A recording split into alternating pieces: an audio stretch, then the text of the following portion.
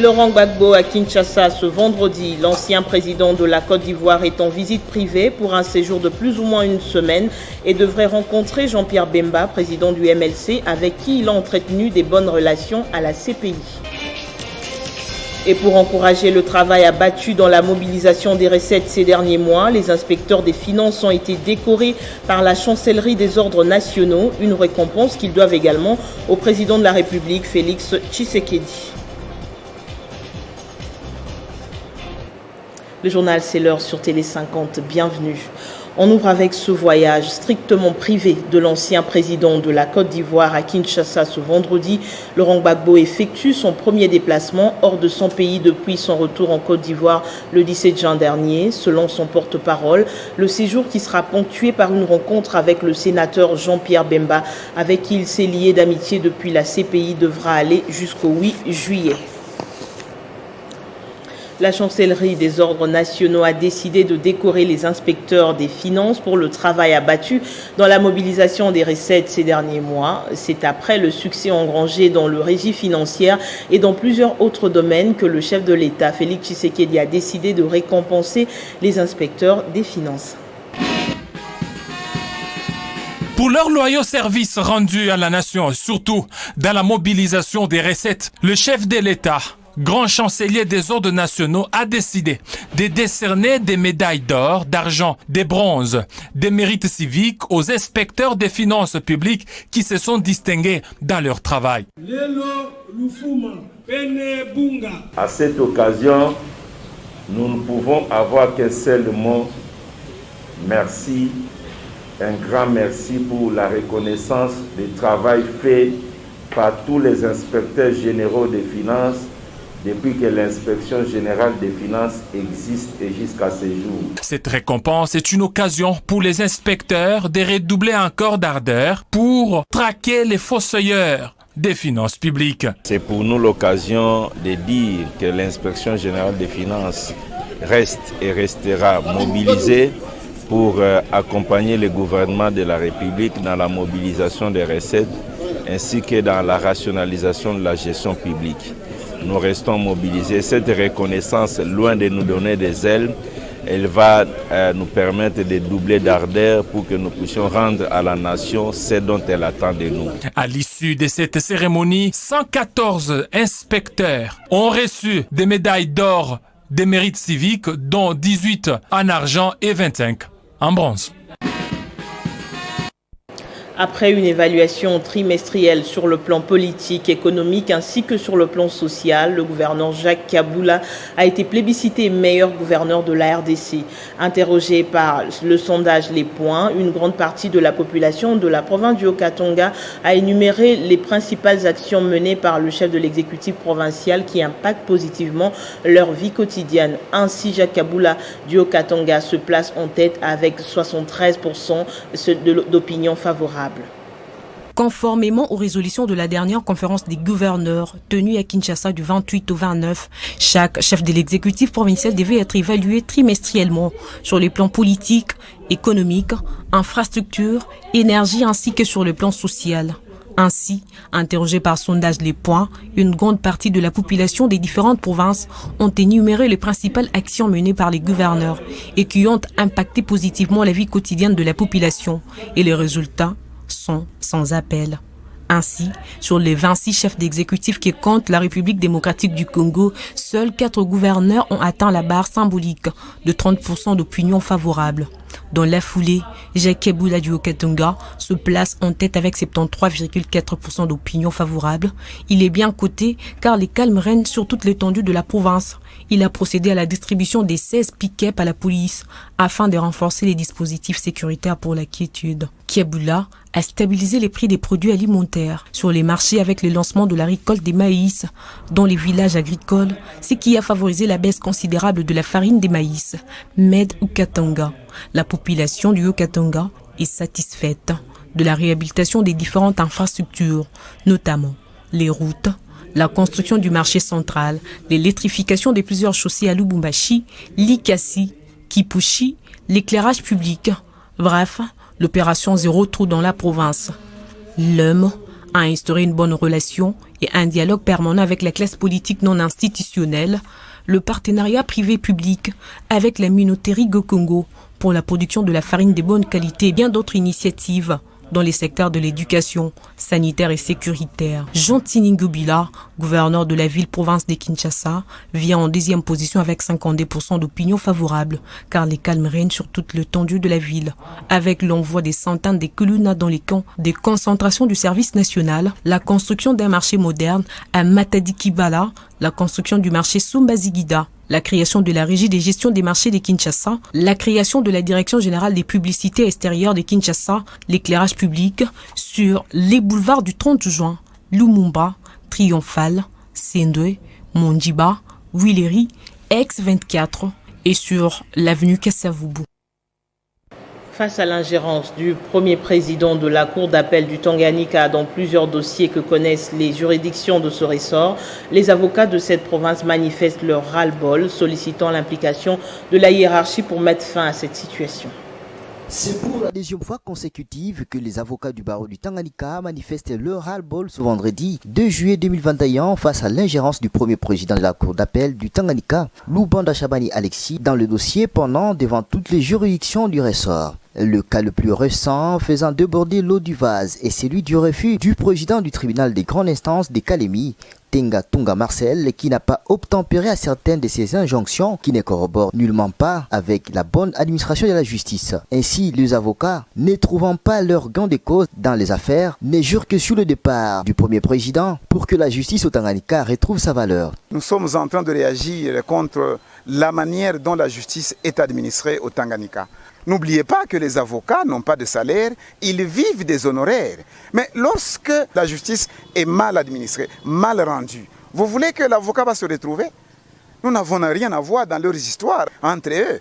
Si on vous dit que c'est un problème des magistrats, nous sommes là nous voulons que l'on puisse avoir une bonne administration de la justice. Voilà pourquoi nous sommes ici, pour demander purement et simplement le départ du premier président. De sa part, Maître Bavon Kalindi pense qu'il est temps d'accompagner le chef de l'État dans sa vision de l'État des droits. Pour nous les avocats, nous estimons que le premier président de la Cour d'appel ne facilite pas l'administration d'une bonne justice. Et nous voulons accompagner le chef de l'État. Il dit qu'il faut qu'il y ait un État de droit, abat la corruption.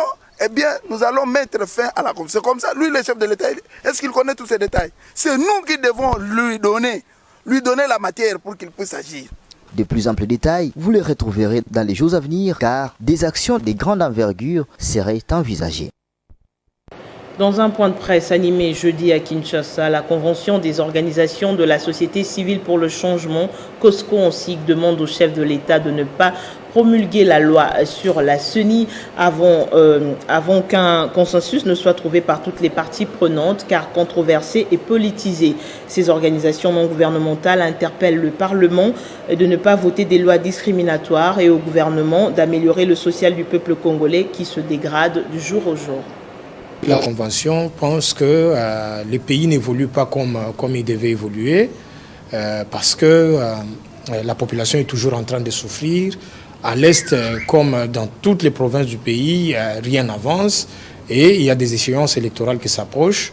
Au lieu que les acteurs politiques s'accrochent à prendre des décisions ou des mesures purement politiciennes, ça veut dire pour protéger leurs propres intérêts égoïstes, les acteurs politiques devraient plutôt s'engager à améliorer les conditions de vie des Congolais. Et parmi ces acteurs politiques, nous interpellons le premier des citoyens qui est le chef de l'État, notre chef de l'État, pour qu'ils s'investissent davantage dans l'amélioration des conditions de vie des Congolais. Mais nous avons également constaté qu'il y a des discours et des initiatives qui sont de nature à diviser le Congolais au lieu de le mobiliser comme un seul homme autour des questions qui concernent l'avenir de ces pays. Parmi ces discours, nous avons dénoncé la congolité comme l'ivoirité ou d'autres concepts qui sont apparentés. Nous avons également dénoncé le fait qu'à l'Assemblée nationale, par exemple, des lois irrégulières,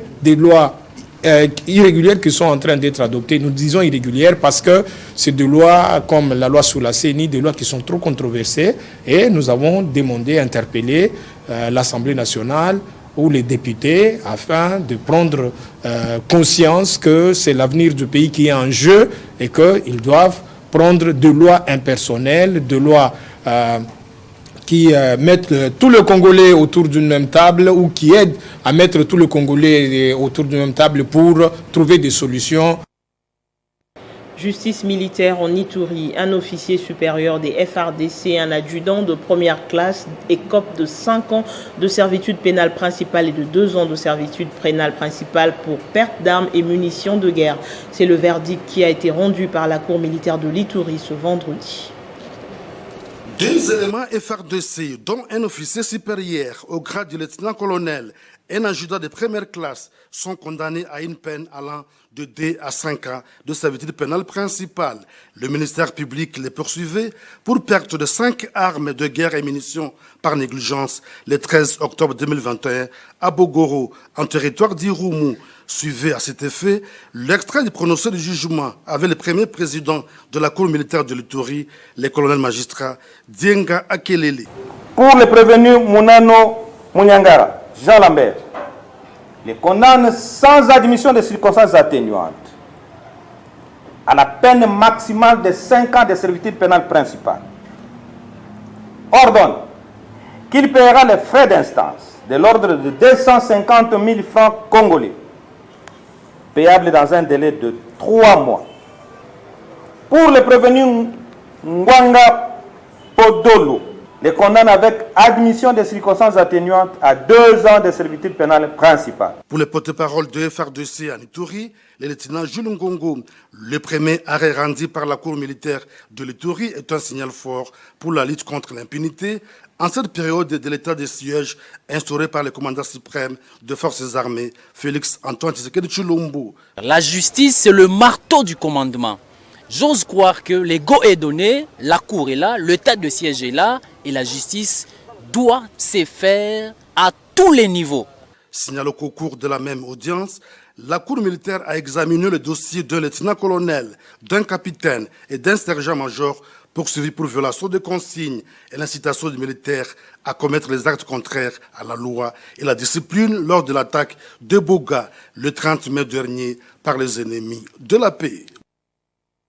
Toujours en Ituri, le gouverneur militaire, le lieutenant-général Johnny Luboya, a ouvert hier jeudi un cadre de concertation entre la société civile et l'administration militaire sous la facilitation de l'Institut de recherche des droits humains. L'objectif est de consolider la paix dans cette province.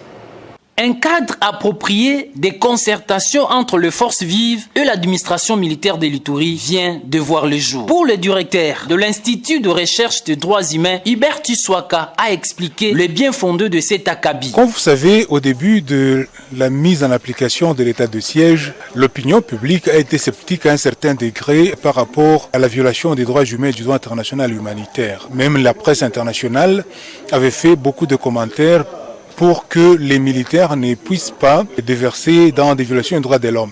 C'est dans ce cadre de l'observation des actions des militaires que notre organisation, Institut de recherche en droits humains, a conçu un projet en collaboration avec la société civile Forces vives de l'Ituri, le barreau de l'Ituri et les autres organisations, les confessions religieuses et fédérations d'entreprises pour solliciter auprès de l'autorité militaire la mise sur pied d'un cadre dans lequel les militaires peuvent rendre compte des actions de terrain, mais aussi que les organisations de la société civile, particulièrement les ONG des droits de l'homme, peuvent porter à la connaissance de l'autorité militaire les informations qui parviennent à leurs organisations. De son côté, Maître Sabine Mouzamba, avocat au barreau de l'Ituri, salue ces cadres d'échange créés sous la recommandation de la société civile de l'Ituri. Franchement, nous sommes très réjouis de ce cadre de concertation parce que partant de ce cadre, nous aurons la facilité d'atteindre l'autorité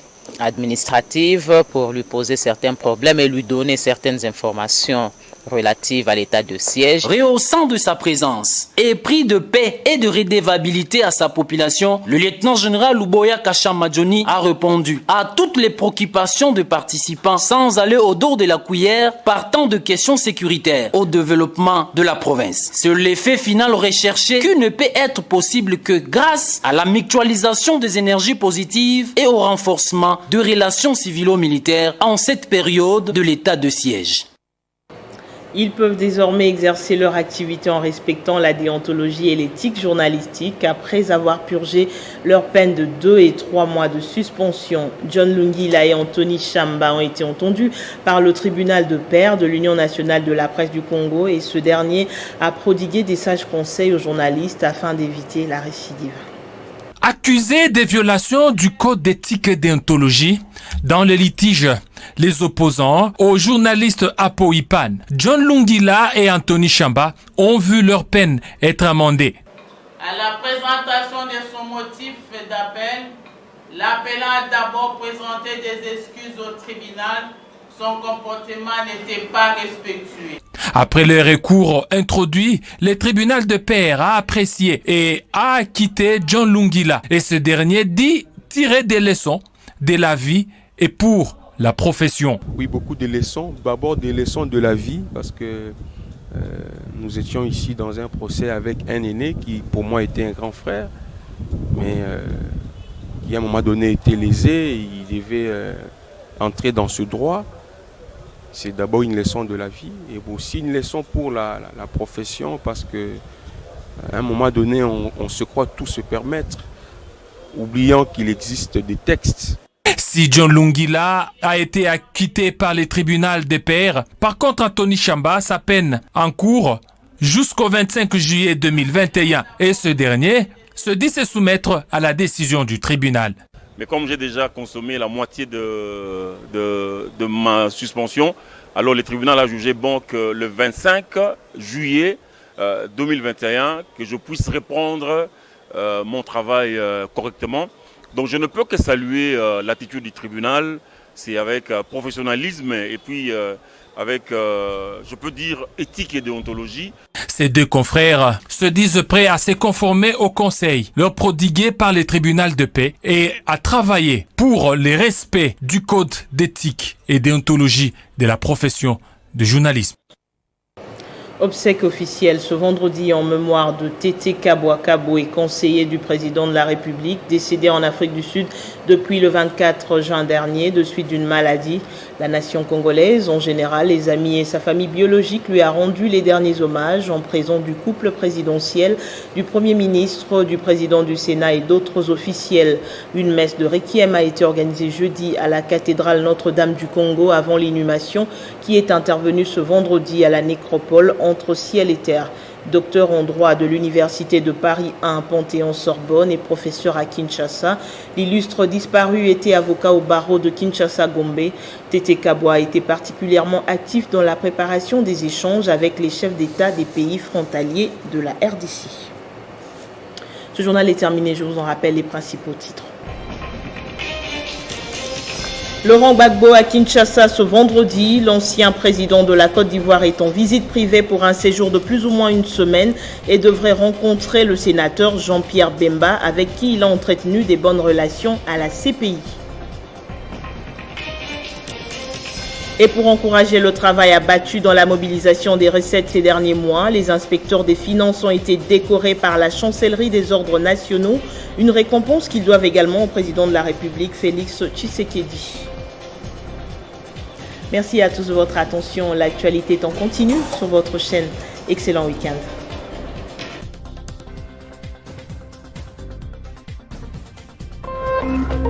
Téléchargez les infos Télé 50 sur www.tele50.cd.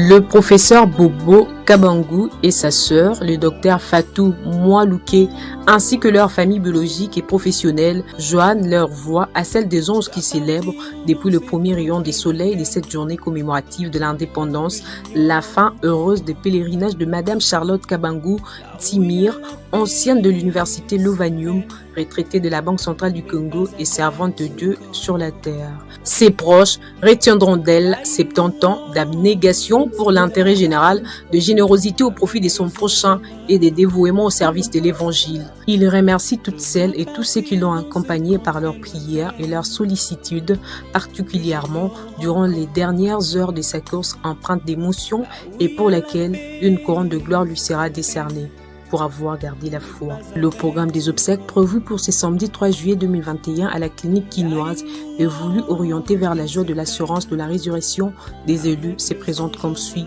Accueil 9h juste à 9h05 minutes. Mot des bienvenus et prières d'ouverture 9h05 à 9h10. Horizon 9h10 à 9h15. Témoignages famille BCC Corps du Christ de 9h15 à 9h30, dépôt des gerbes de fleurs de 9h30 à 9h45, exhortation de 9h45 à 9h55, sortie de 9h55 à 10h juste, départ pour Kimberley, 10h juste, bain des consolations de 14h juste. À Quick-Poulet sur Haut Commandement. À Bukavu et à Goma, les familles pourront se réunir respectivement chez messieurs Namushala à Nyawera et chez messieurs Moulindo à Yimbi. Ailleurs, les autres garderont une minute de silence pour honorer la vie de leur mère, sœur, tante, grand-mère et belle-mère. Fait à Kinshasa, les 30 juin 2021 pour la famille.